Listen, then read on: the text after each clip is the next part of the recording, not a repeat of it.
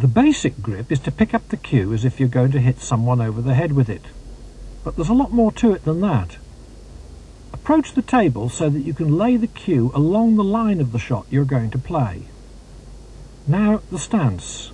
There are two basic types, and incidentally throughout this video all references will be to right-handed players. There's the modern day square-on stance, which is the Steve Davis and Stephen Hendry way. And there's the left foot in front of the right. With both, the left knee is bent and is parallel to the line of the shot. The right leg is straight and braced. Your weight must be slightly forward. The height and physique of the player will help determine where he puts his left foot, but his right foot will be in line with the shot so that the cue moves directly over it.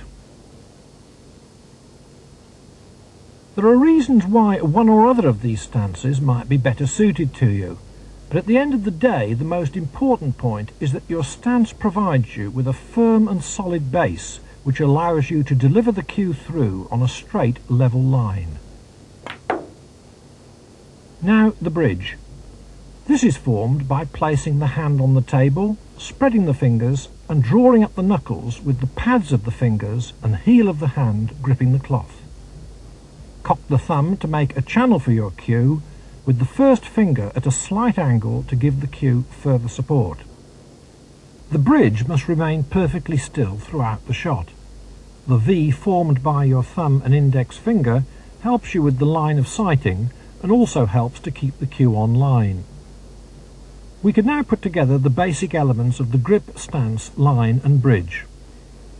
You'll note there are a series of straight lines from the back of the cue, along it, over the bridge, to the centre of the cue ball, to the centre of the object ball, to the pocket. Notice how the cue is level and the weight of the body is slightly forward. And you'll note too that the cue moves directly over the right foot. If you look from behind the pocket, you'll see the same line in reverse. Pocket, object ball, cue, bridge and more cue, finishing in your cue hand. You'll also see Terry's eye line along the cue. If you look at his stance side on, you'll see that he's bending from the hips rather than the waist, and that the cue is just brushing his chest. Let's go through the basic points again. Grip the cue as if you're going to hit someone over the head with it. Approach the table so that you can lay the cue along the line of the shot. Whether you stand square on or left foot in front of right, your left knee should be bent, your right leg straight, and your weight slightly forward. Your cue should move directly over your right foot. Form your bridge by spreading the fingers, drawing at the knuckles, and gripping the cloth with your fingers and the heel of your hand. Make a channel for your cue with thumb and first finger. Above all, deliver the cue through in a straight, level line.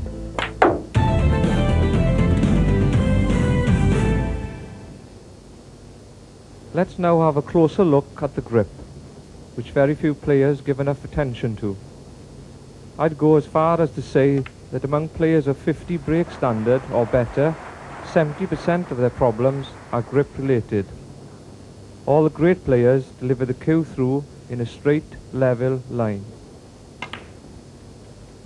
To achieve this, the WPBSA recommends that the cue hand hangs straight down from the arm so that the top joint of the thumb and the top joint of the first finger are roughly level. They form the shape of a V. The thumb and first finger then close round the cue. The V is now still in position but less pronounced. The other fingers then come onto the cue, acting as a cradle. In a nutshell, the thumb and first two fingers carry the cue, while the third and little finger fold around the cue in a relaxed, natural way. If you grip the cue too loosely, you lose control of the cue. But if you grip it tightly, your cue action will tend to be too stiff because you won't be able to move the cue with any freedom. The V coupled with your first finger help you to keep the cue on line. There should be a vertical line bisecting the centre of the cue towards the back of the grip. The elbow should remain still so that the lower arm moves as a pendulum. In summary, the thumb and first finger should form a V which closes round the cue. The other fingers act as a cradle with the thumb and first two fingers taking the weight of the cue. Your back arm should be vertical from elbow to wrist at the address position. The elbow should remain still so that the lower arm moves as a pendulum.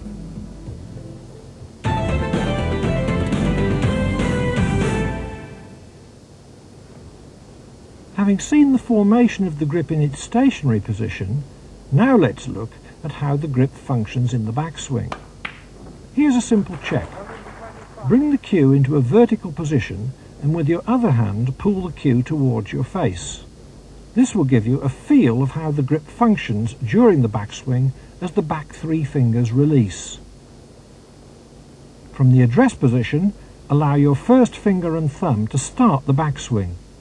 Couple this with a backward movement of the forearm. During this motion, the second, third and little fingers start to relax their grip on the cue. This helps to keep the cue level during the backswing as the wrist starts to come into play. The V and first finger must stay in contact with the cue throughout. This helps to keep the cue action under control. To summarise then, your first finger and thumb start the backswing. During each backswing, your second, third and little fingers relax their grip to keep the cue level. The V and first finger stay in contact with the cue to control it.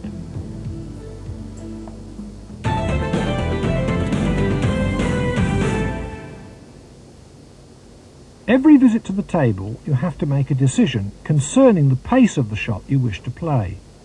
Your grip position, and therefore the length of backswing and follow-through, should be decided before you approach the table. These factors decide the pace you want to generate.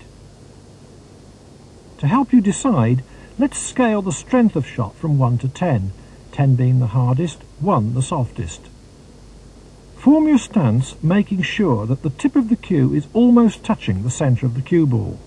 The length of bridge from the tip back to the V of your thumb and index finger should be between 9 and 12 inches. Your left elbow should be slightly bent for comfort and stability, and the right arm should be vertical from wrist to elbow.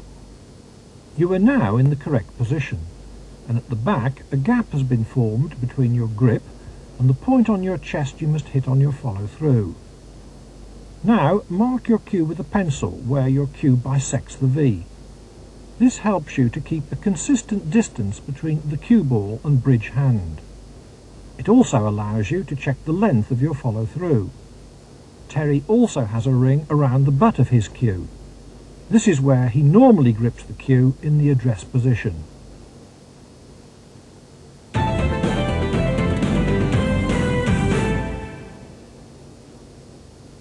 Your normal address position will be used for 70% of the shots you play, which on our scale will be shots ranging in strength between 5 and 8. Your follow-through will be between 4 and 5 inches. For shots ranging in strength from 1 to 5, you should move your grip forward of the vertical, which will cut down your follow-through to between half an inch and 3.5 inches. For harder shots between 9 and 10, the power shots, your follow-through can be as much as 6 or 7 inches.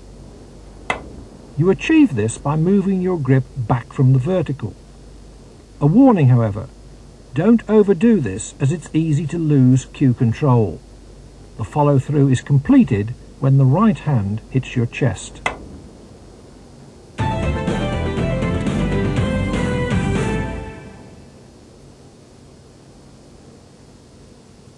Now you must combine what we've just demonstrated with the required length of backswing to control the pace required for each shot. For many years, the length of backswing has been a major topic of discussion between coaches. Some think the longer the backswing, the smoother the delivery will be. Others argue that a shorter backswing cuts down the margin for error. The WPBSA recommends that for shots strength 1 to 5, your backswing should be between 1 and 4.5 inches.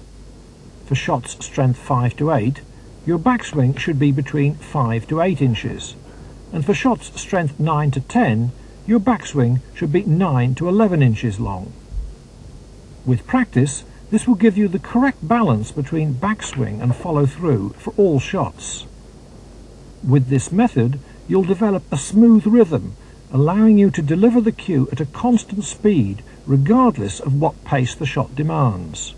It'll also greatly improve your timing. It's all a matter of balance. Too long a backswing can allow errors to creep in, while with a backswing that is too short, unwanted body movement could occur. Never forget that the length of your backswing is doubled by the time your tip returns to the cue ball. This applies to every shot you make.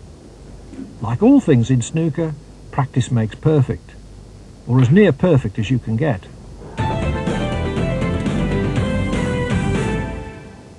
Use the balk line and cue to the brown spot using a short, medium and long backswing in turn.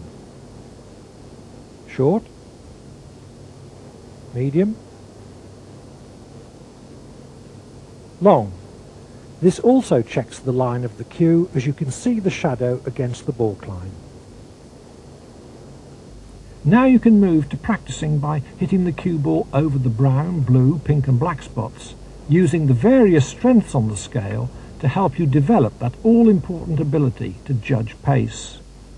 With practice, this will become quite natural, and it's an ideal exercise for players who are striving to improve their cue ball control. Later in this video, it'll become apparent how you use these skills with the cue ball and object ball together.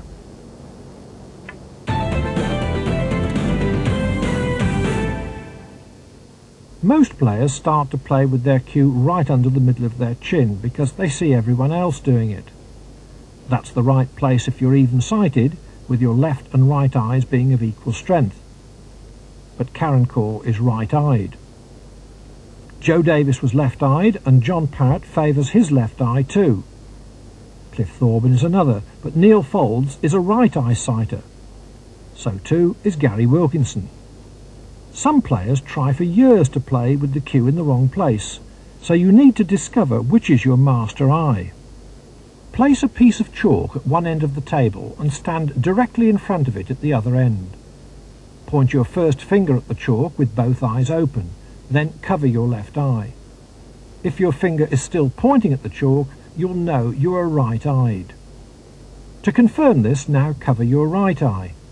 If you have to move your finger to keep it pointing at the chalk, that's further proof that your right eye is indeed your master eye. Perform the same test for your left eye. If you're left-eyed, your cue should travel directly underneath it, and vice versa for right-eyed players. In the light of this, you may need to alter your stance so that you can get into a more comfortable position to line up your master eye squarely behind the cue ball.